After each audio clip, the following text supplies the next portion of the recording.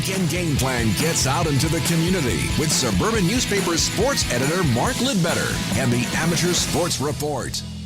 No need for introduction. Hear him every Saturday here at 7:50. It's Mark Lidbetter. Mark, how's it going? Excellent, Sean. Good morning. Good morning. Look, I know looking outside from the studio, it's like a winter wonderland. Everything is covered in white powder, but you want to talk about some of the star athletes of Montreal who tend to shine during the summer months. How about we start with tennis and Montreal's Félix Auger-Aliassime?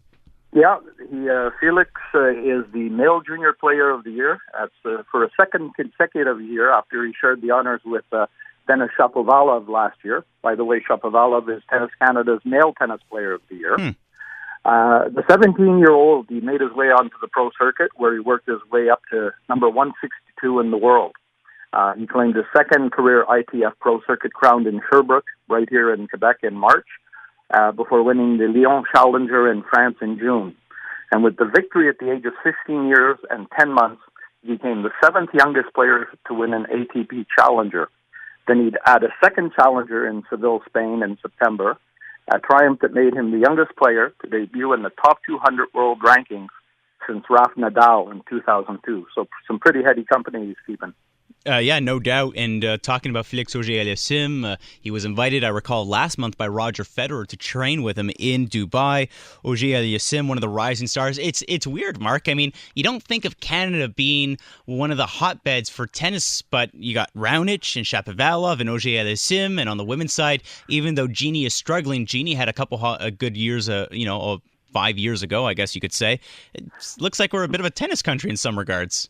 Well, I give credit to Tennis Canada and the tennis academies that they're running right here, so that at a young age the players are getting spotted and developed and getting to advance in a sport they love. All right. I want to keep on soaking up the summer weather. Let's move from tennis to golf, and a number of Quebecers earning honors this week. Yeah, when you get to the end of the year, the awards come out, and for a pair of West Island-based golfers, some very good honors.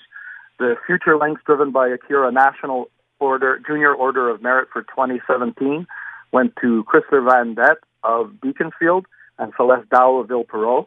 We had just talked about them recently. They were Golf Quebec bursary recipients, but now they have national honors. Van Det, he's age 16. He tallied 5 victories this season, including the Quebec Men's Amateur Championship, the Canada Summer Games, the Future Links Ontario Championship. He also finished third at the Canadian Junior Boys Championship this past summer. And he was recently named to the 2018 Team Canada Development Squad, which will train out of Bear Mountain Resort in Victoria, BC. Now, Celeste, she topped the Junior Girls Order of Merit, was a very prolific 2017 where she picked up wins at the Canada Summer Games, the Quebec Junior Girls Championship, the NIVO Quebec Women's Provincial Championship.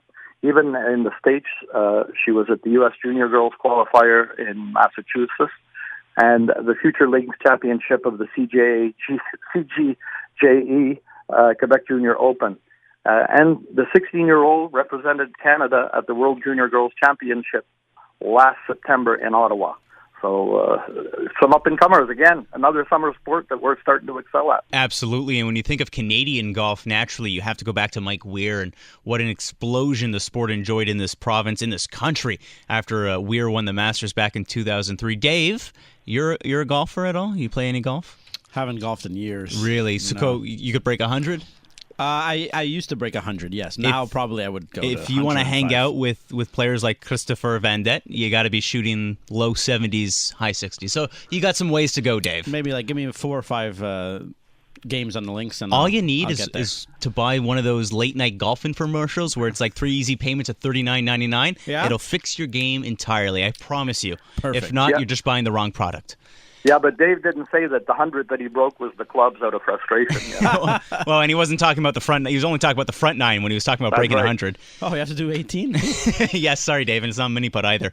Finally, one of my favorite, traditions that we typically see this time of year, especially in junior hockey and in minor hockey, is the teddy bear toss. And if you want to get involved in a teddy bear toss, you can do so later today. And see a pretty good rivalry also, because you've got the Junior AAA St. Lazare Revolution hosting the Montreal Nord Arctic this afternoon at 4 p.m. out at the St. Lazare Sports Centre. And the fans will have the chance to brighten some youngsters' Christmas as the Revolution hold their first teddy bear toss. They can bring their own plush projectile, but with each ticket that's purchased, they will be given a teddy bear to launch on the ice following the first St. Lazare goal of the game. So those will all be collected up and they'll be distributed to local charities. Another thing for the fans, too, is the game is being sponsored by Napa Auto Parts. And when the fans leave the game, they'll be given a container of windshield washer fluids, compliments of Napa. And I know Dave's probably sitting there thinking maybe the rest can use some on to clean their visors. Ooh, shots fired! I love everything about Mark, but the fact that he's a referee, it just goes against that. Oh, boy. It goes against my nature, you know? Mark. Yep. Think of tonight's game. It's the Canadiens and the Ottawa Senators. It's going to be minus 18, minus 20. It's going to be a cold one. If you were an equipment manager, if you're someone giving advice to a player, to a fan, how do you recommend staying warm when it's that cold for a hockey game? You got to do the old outdoor hockey we used to do. Take a hockey sock, put that over your head and ears, and then put your helmet on and stream the sock through the gap of the helmet. Oh, I like that. It's also very fashionable. I like it, Mark. Yep. And get the Vaseline out to protect the face. I thought you were going to say whiskey on the bench, and I was like, I don't know if you could do that in the NHL. Well, a little vodka because it mixes in with the water and the. Subtle. I like it. That's the voice of the sports editor from the Suburban, Mark Lidbetter. Mark, thanks for jumping on the air. My pleasure. Have a great weekend, guys. Bye-bye.